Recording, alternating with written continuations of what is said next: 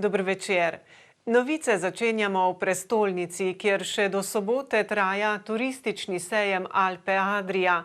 Eden od spremljevalnih dogodkov prvega dne je bil pogovor s proizvajalci počitniških vozil, ki ga je organizirala mreža postajališč za avtodome po Sloveniji. Novomeška Adria Mobil je uveljavljeni proizvajalec počitniških vozil že skoraj 7 desetletij. Slovenjgraška Robeta je na trgu desetletje. Število avtodomov v Evropi narašča in temu mora slediti tudi infrastruktura.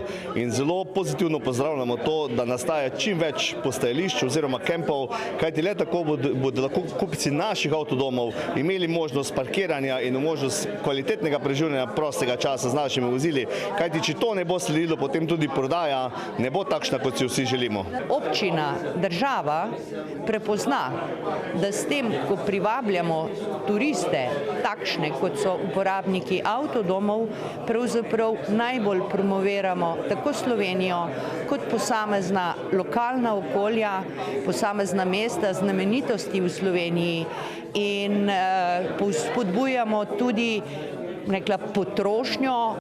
Občina Mirna je junija 2014 predstavila idejo o mreži postajališč za avtodome po Sloveniji.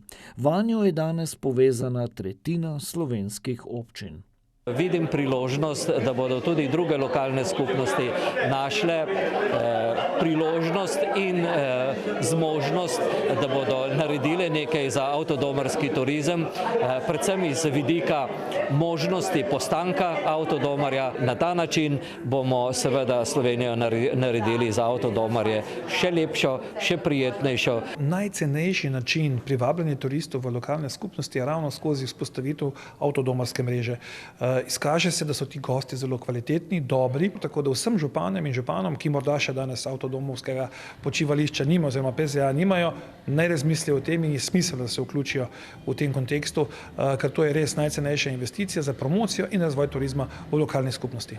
Prepričani smo, da ima ta vrsta turizma veliko potenciala v Novem mestu. Smo nenazadnje tudi na poti večine zahodnoevropskih uporabnikov, ki so dobri gostje. Jubilejno leto prinaša še 2 dogodka za občine partnerice.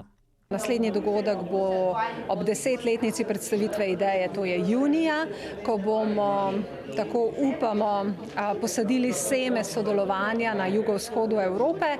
Septembra pa se odpravimo na obisk največjega avtodomarskega sejma v našem delu Evrope, če lahko tako rečem, italijansko Parmo.